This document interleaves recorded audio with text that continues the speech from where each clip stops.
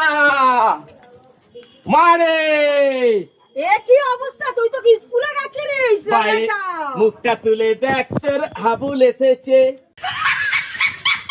এইবারে তোর স্বপ্ন সফল করে ফিরেছে। এ মা মারে এ ভগবান, তুই এই সাজ কি করে আসলি? আরে স্কুল থেকে ফিরছিলাম, দেখি গাছতলায় একটা সাধু বাবা বসে আছে। আমি বললাম বাবা আমার পড়াশোনা করতে ইচ্ছা করে না, আমার মাথা একদম মোটা, ডাল গোবরে ভর্তি। বাইগান। সাধু বাবা বলে ঠিক আছে তোকে আর পড়াশোনা করতে হবে না, তোকে একটা মন্ত্র শিখিয়ে দিচ্ছি, এটা বলবি তুই পড়াশোনা না করলেও পাস করে যাবি। বলেন কি? আমি বললাম শিখিয়ে দাও।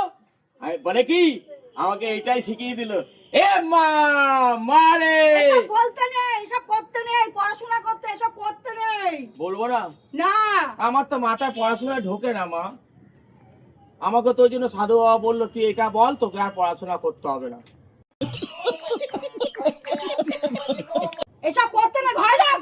আরে না রে মা, পড়াশোনা করতে হবে না। দেখ তোর হাবুল এসেছে, মুখটা তুলে দেখ তোর হাবুল এসেছে, এইবারে তোর গলা টিপে তোকে মারবো না। তোকে যখন জন্ম দিয়েছি সেরকম মেরে দেবো। পড়াশোনা আমার মাথায় ঢোকে না, আমি কি করব? ঠিক আছে আমি একটা কথা বলবো, কি কথা? তুমি কাউকে বলবে না তো? না। এ মা মারে মুখটা তুলে দেখ তোর হাবুল এসেছে, এইবারে তোর স্বপ্ন সফল করে ফিরেছে। আর আমায় পড়াশোনা করতে হবে না, আমার মাথায় মেরে ভকাত করে সব পড়াশোনা ঢুকে যাবে।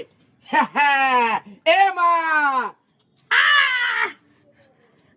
ঠিক আছে আর বলবো না। বলছি আমি একটা কথা বলবো, কি? অনেক দিন ধরে তোমায় বলা হয়নি, কি? সত্যি কথা বলবো, তুমি বলবে না তো কাউকে? না। এ মা মারে এইবারে তো স্বপ্ন সফল করে ফিরেছে, দেখ না তোর হাবুল এসেছে।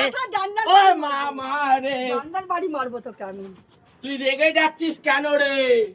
দেখ না তোর হাবুল এসেছে। এ মা দেখ তোর হাবুল এসেছে। अभी मैं गाली नहीं दे सकता। नहीं गाली नहीं देना। फैमिली फैमिली देखती है, वरना मैं ऐसे ऐसे गाली दूं, ऐसे ऐसे गाली दूं।